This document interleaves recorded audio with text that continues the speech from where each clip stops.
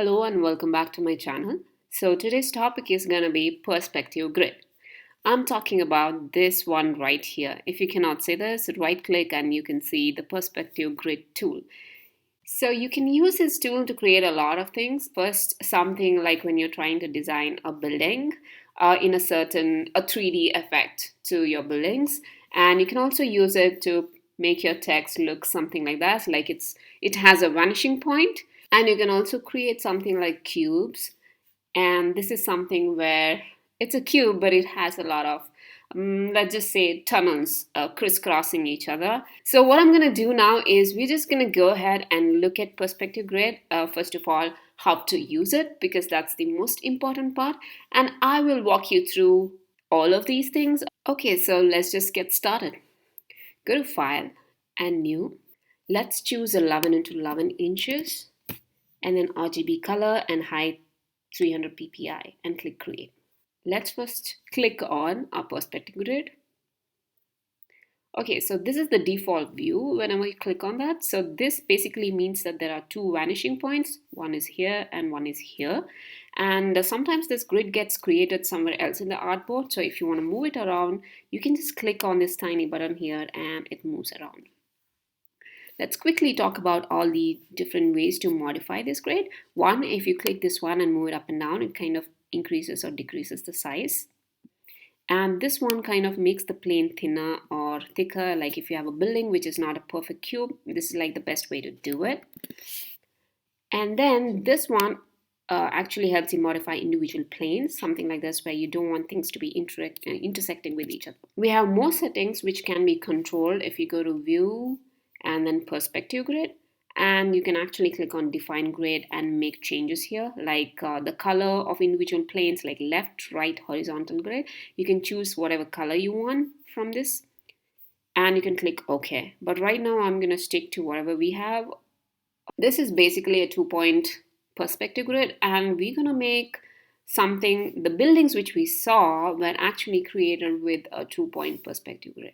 So let's just get to this and see how to work with this. Okay, so once you have the grid ready, this kind of thing pops up.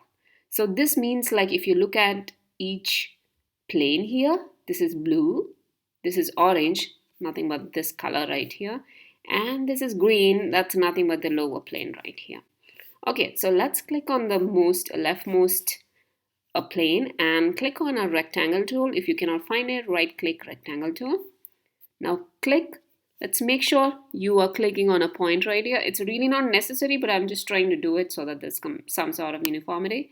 I'm going to click and drag all the way down. Okay, and then I'll come here and cancel the stroke, and I'll make the fill as this one. And then I'll go back to my rectangle tool, and now I have to draw on this side. So I'll go ahead and click on this plane, click and draw to make another thing right here. But I'm going to change the color of this one because according to my idea, this is like behind and there's sun from this side, so this needs to be a little darker. So what I'm going to do here is I'm going to go here, and if you cannot find color, you can find it in window and color. So I'm going to go ahead and change this one, click on this menu right here and go to CMYK. And then this brings up K, so I'm just going to drag it a little bit so that this becomes a little darker. Now I'll go back to my rectangle tool and try to make a door.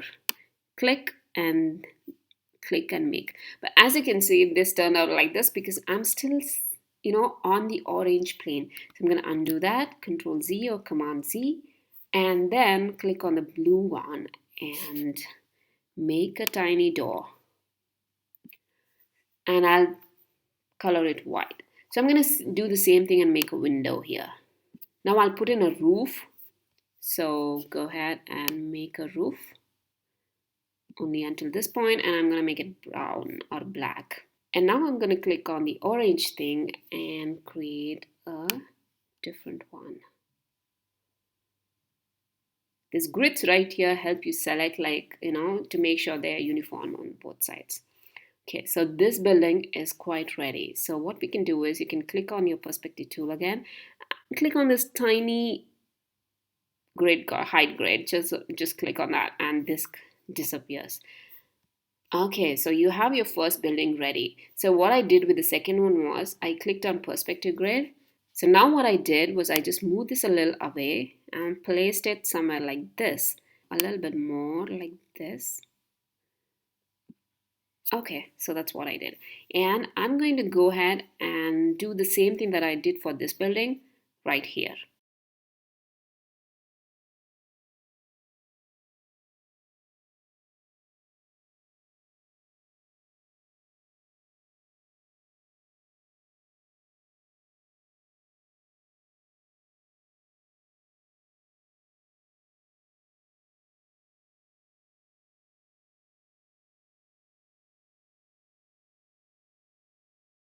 Okay, so I'm done with the art here, and now I'll go ahead and click on my perspective tool and click on the small cross right here to hide it.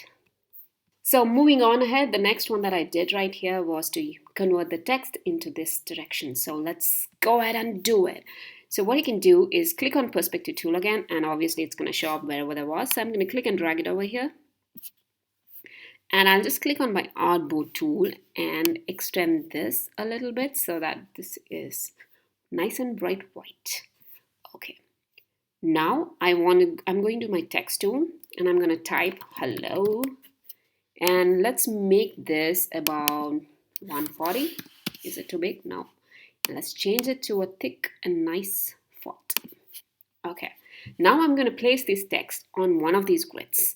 So you go ahead and click on your perspective tool, but you right click and click on perspective selection tool. And now we want to place it on the right side. So I'll go ahead and click on the orange side of it. Now make sure this is selected. If this wasn't selected, go back to your selection tool, select it, and then go to your perspective selection tool. Now hold your shift key down, click and drag, and you can see that it forms, over here. And there you go. That's how you do it. So you can go back here and make sure this is selected. Go here and click on hide grid and your text becomes, your text has a vanishing point. The next one I did here was to create this cube. So basically what I did was I made rectangles. Take your rectangle tool, click and drag and make something like this. Now I'm going to go back to my selection tool, press V on your keyboard, hold your option key down, shift key down, click and drag. You can see this snap. So if you cannot see these pink lines, make sure your smart guides are on. For that, you can go to view and smart guides. So once you do this, press Command D or Control D to repeat a few more steps. And now we can select all of these.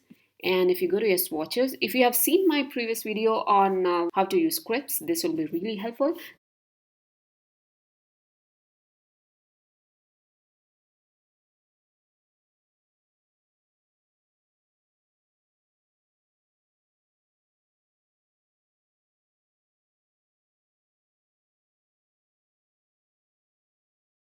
Okay, so we have colors ready. I'm just going to select all that and group them together by pressing Command G. Okay, so now let's go ahead and select our perspective tool. Okay, it's right here, so I'm going to click on that and bring it down. And then I'm going to go to View, Perspective Grid, 3-point perspective. And again, click and drag and bring it down. Let's go to Selection tool and bring this down as well. Let me change the artboard for this.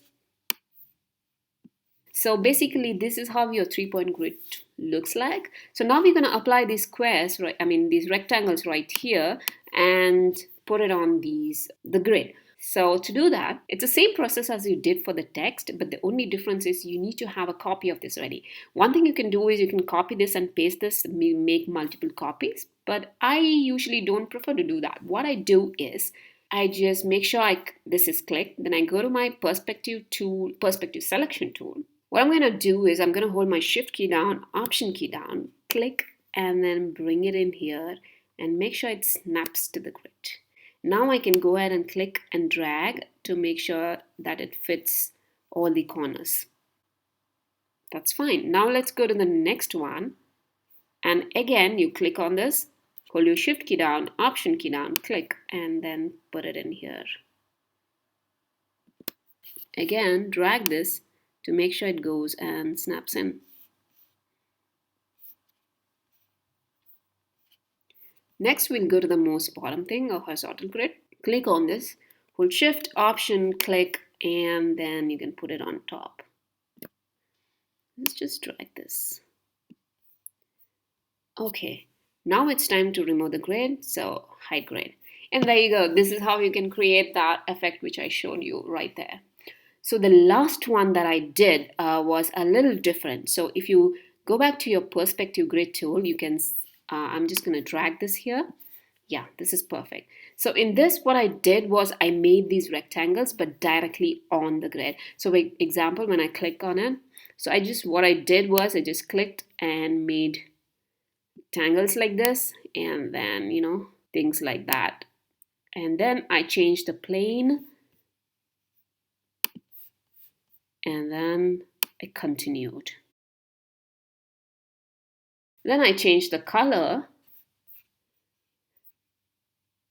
and continued. So yes, this is basically how I box that you see right here. Okay, so this is basically how we use the perspective grid, and you can see I put perspective on one side of the grid and grid on the other side of the grid, and I made sure that the length of this side of the grid was longer than this one. So yes, this is basically how we use the perspective grid, and I hope you enjoyed the tutorial and you'll do something nice with this new technique. Thank you for watching, and have a nice week. Bye-bye.